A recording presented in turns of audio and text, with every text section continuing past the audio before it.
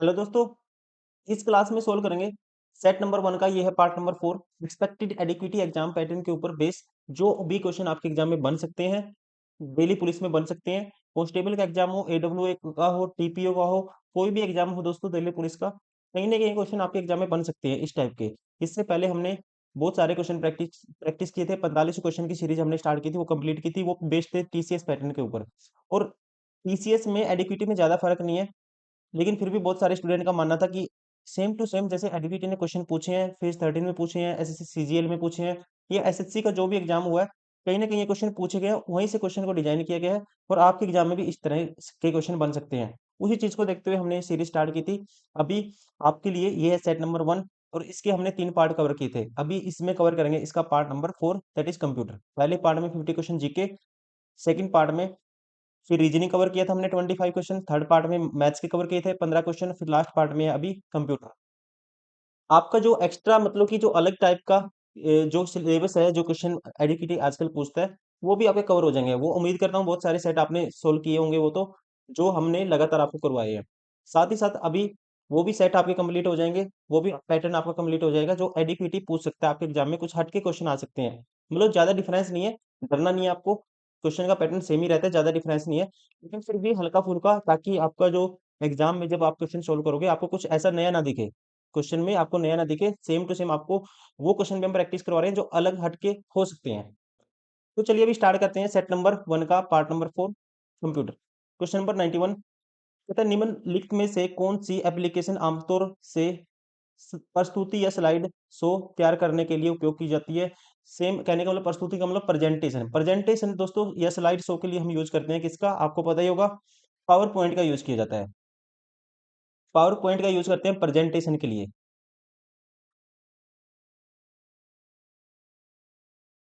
Question पूछेगा MS word का use किस किस लिए होता है दोस्तों। एमएस वर्ड क्या है, एमएस वर्ड का यूज करते हैं हम डॉक्यूमेंट क्रिएशन के लिए, डॉक्यूमेंट को क्रिएट करने के लिए यूज किया जाता है एमएस वर्ड का। इसके साथ साथ आप याद रखेंगे एमएस एक्सेल का यूज करते हैं हम, जैसे कि बजट में यूज करते हैं, डेटा में, बिलिंग में, बिग रिपोर्ट बनाने में, तो उस टाइप से यूज होता है एमएस एक्सेल का। तो यहाँ पे प्रेजेंटेशन के लिए पूछा है, right answer option second, that is power point का। क्वेश्चन नंबर 92 यूआरएल का जो विस्तृत रूप मतलब फुल फॉर्म आपको बतानी है। यूआरएल दोस्तों इसकी फुल फॉर्म होती है uniform resource locator, uniform resource locator. और इसका वेब एड्रेस के लिए यूज करते हैं हम, आपको ध्यान रखना है, एज ए वेब एड्रेस के लिए यूज किया जाता है इसका। Right answer option third, uniform resource locator. Question number 93 MS Excel का फाइल एक्सटेंशन क्या है। एमएस एक्सेल का जो फाइल एक्सटेंशन होता है प्रेजेंट में ये होता है डॉट एक्सएल एस एक्स, ये आपको ध्यान रखना है। पूछेगा 2003 से पहले क्या था। 2003 से पहले दोस्तों फाइल एक्सटेंशन थी इसकी, एमएस एक्सेल की ये थी। फिर हम यूज करते थे 2003 से पहले डॉट एक्सएल एस का यूज करते थे, डॉट एक्सएल एस का यूज करते थे 2003 से पहले।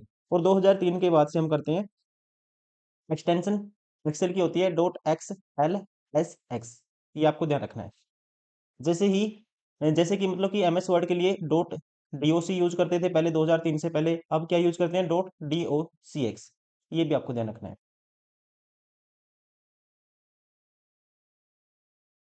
क्वेश्चन नंबर 94 निम्नलिखित में से कौन सा एक आउटपुट डिवाइस है। दोस्तों आउटपुट डिवाइस इनमें से कौन सा है, ये है प्रिंटर। क्योंकि प्रिंटर में हम प्रिंटर जो अटैच करते हैं हमारे सिस्टम के साथ, एक्सटर्नल हार्डवेयर डिवाइस है ये। अब आप क्या करोगे, जैसे कि प्रिंट के लिए कमांड करते हैं हम कंट्रोल प्लस पी का यूज करते हैं, शॉर्टकट की होती है। प्रिंट के लिए क्या यूज करते हैं शॉर्टकट की, कंट्रोल प्लस पी का। पहले हम क्या देंगे, इनपुट देंगे, कमांड देंगे पहले अपनी तरफ से, तभी तो आउटपुट जनरेट करके देगा ये।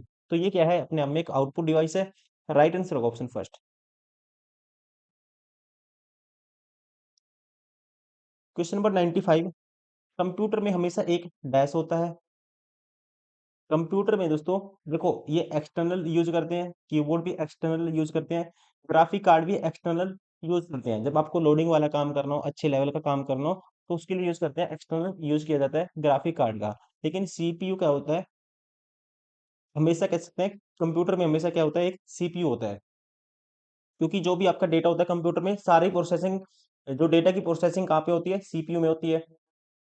तो इस तरह से कह सकते हैं सीपीयू हमेशा क्या होता है, कंप्यूटर में होता है, बाकी सारे एक्सटर्नल हम लगाते हैं अपने कंप्यूटर के साथ।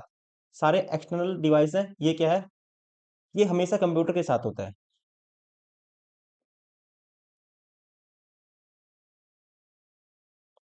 क्वेश्चन नंबर 96, मोडेम किस प्रकार का उपकरण है, इंस्ट्रूमेंट है।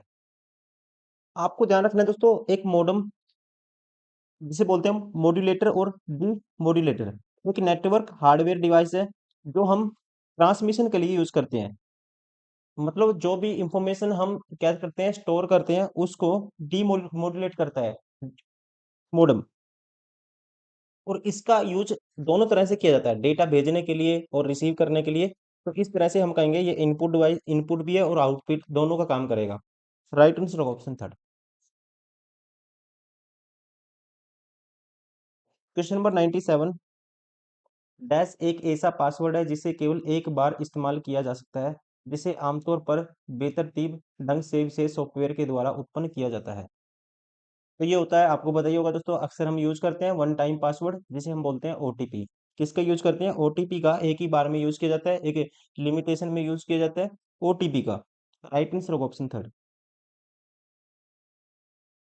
क्वेश्चन नंबर 98, पहली पीढ़ी के फर्स्ट जनरेशन के कंप्यूटर का जो प्रमुख घटक डैश था, मतलब इसका मतलब कि प्रमुख मतलब मेन जो कंपोनेंट था वो क्या था, पहली फर्स्ट जनरेशन के कंप्यूटर का।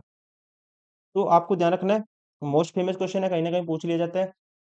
पहली जनरेशन में यूज किया जाता है दोस्तों, वैक्यूम ट्यूब का यूज किया जाता था। फर्स्ट जनरेशन थी जो, ये थी 1946 से लेके 56 तक, और यूज किया जाता था किसका, वैक्यूम ट्यूब ट्यूब का यूज होता था। राइट आंसर होगा option second. Question number 99, Microsoft power point में पिछली कार्रवाई को, मतलब जो आपने लास्ट जो एक्शन परफॉर्म किया है उसको कहते हैं रद्द करने का, उसको अगर आपको कैंसिल करना है उसके लिए कौन सी शॉर्टकट की है। इसके लिए दोस्तों हम यूज करते हैं, जो भी हम लास्ट एक्शन परफॉर्म करते हैं उसको कैंसिल आउट करने करना चाहते हैं हम। मान लो मैंने, जैसे मैं टाइपिंग करता हूँ, ठीक है, या कुछ भी मैं बनाता हूँ, जैसे कि मैंने यहाँ मेरा सिस्टम है दोस्तों, इसमें मेरा ये है एमएस वर्ड है या कुछ भी लगा लो, एक्सेल है।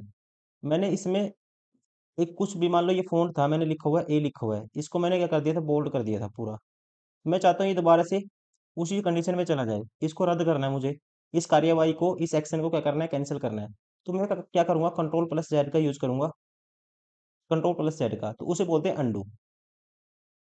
लास्ट एक्शन जो परफॉर्म किया है उसको कैंसिल आउट करने के लिए किसका यूज़ करते हैं, अंडू का यूज़ करते हैं। और रीडू का यूज़ करते हैं, इसको दोबारा से लेके आना है, तो फिर कंट्रोल प्लस, रीडू का यूज़ करते हैं, कंट्रोल प्लस वाई शॉर्टकट की होती है रीडू की। मतलब अगर आपने जो लास्ट एक्शन परफॉर्म किया उसको वापस लेके आना है, कंट्रोल प्लस वाई दबाओगे आप, और इसको हटाना है तो कंट्रोल प्लस जेड दबाओगे। तो राइट आंसर होगा option second, control plus Z का यूज करते हैं। कंट्रोल प्लस वी का यूज किया जाता है पेस्ट के लिए, जैसे आपने कोई कॉपी किया है, टेक्स्ट है, फाइल है, उसको पेस्ट करना है कहीं पे, कंट्रोल प्लस वी का यूज करेंगे। कंट्रोल प्लस सी कॉपी की शॉर्टकट की होती है। कंट्रोल प्लस ए का यूज करते हैं अगर आपको मान लो आपने कुछ भी लिखा है, सारा कुछ सिलेक्ट करना है, सारी फाइल सिलेक्ट करनी है, सारा जो आपने पैराग्राफ लिखा है वो सिलेक्ट करना है, कुछ भी सिलेक्ट करना है, कंप्लीट सिलेक्ट करना है, तो उसके लिए यूज करते हैं फॉर सिलेक्टिंग फुल, तो उसके लिए यूज करते हैं शॉर्टकट की कंट्रोल प्लस ए का। ये आपको ध्यान रखना है। लेकिन लास्ट एक्शन जो परफॉर्म किया उसको कैंसिल आउट करने के लिए किसका यूज करेंगे, कंट्रोल प्लस जेड का, या कहते हैं अंडू का, इसी को बोलते हैं अंडू।